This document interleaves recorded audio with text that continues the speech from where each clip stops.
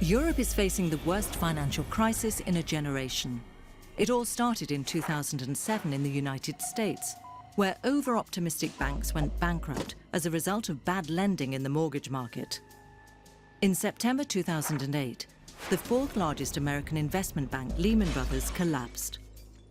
The crisis has since spread to the rest of the world. A vicious circle developed. Banks stopped lending to each other and credit dried up. To prevent a complete collapse of the banking system, European governments came to the rescue of their banks with urgent support on an unprecedented scale. 4.5 trillion euros, the equivalent of 37% of the EU's annual GDP, were committed between 2008 and 2011.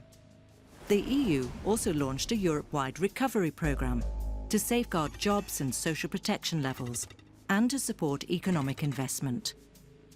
In this way, bank runs were avoided and European savings were protected. The euro broadly maintained its value and successfully shielded Eurozone countries from the worst effects of the economic crisis by providing EU companies with a stable playing field for international trade and investment. But this effort took its toll, especially since most of the money had to be borrowed. From late 2009, the most exposed Eurozone countries began to have problems financing their debts, leading to a new development in the crisis, the sovereign debt crisis. With increasing deficits and spiralling debt, the markets lost confidence in certain governments' ability to pay back what they owed. Interest rates for their government bonds soon became unsustainable. And since many of these bonds were held by other European countries and their banks, this turned into a problem for us all. This was especially true for those countries sharing the euro as their currency. This loss of confidence led the banks to reduce their lending to businesses and private households. In 2009, the EU economy suffered its worst recession since its creation. After a brief recovery, it went into a mild recession again in early 2012. As a result, unemployment reached unprecedented levels in many parts of Europe, creating hardship and increasing poverty levels. So does that mean that the euro made the crisis worse? No, not all Eurozone countries built up excessive debts, and not all countries outside the Eurozone kept their debt under control. Being in the Eurozone meant that its members could count on the solidarity of other members. Because Eurozone economies are so interdependent, if one prospers, others will benefit. If one falters, others will suffer. That's why European leaders decided to step up common action.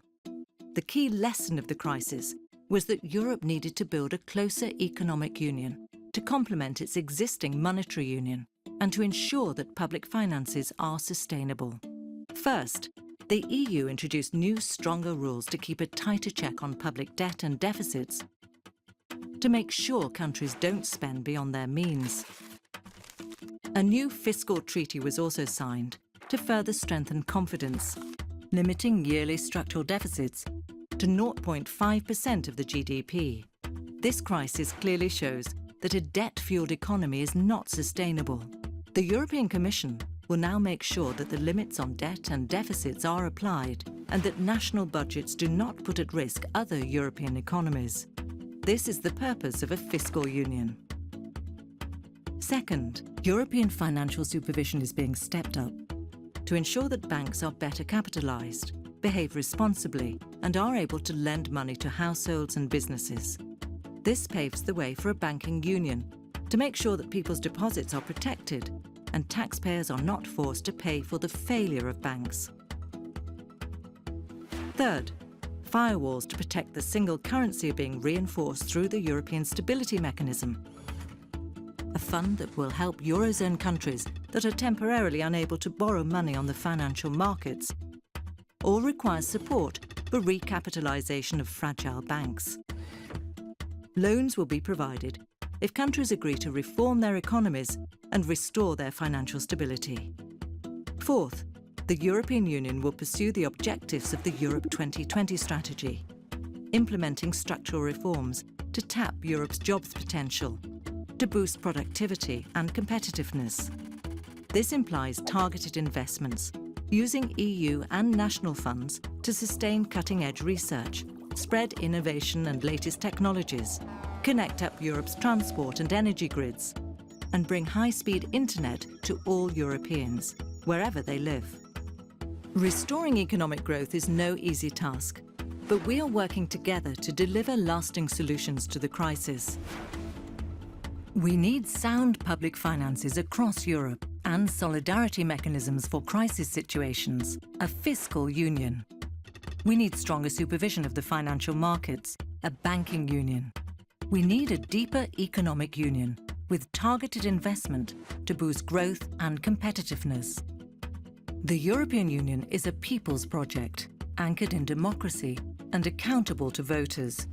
It must emerge from this crisis stronger and more united than ever. A true political union with a reinforced European Parliament, a prosperous home for its 500 million citizens, and a strong player in the world.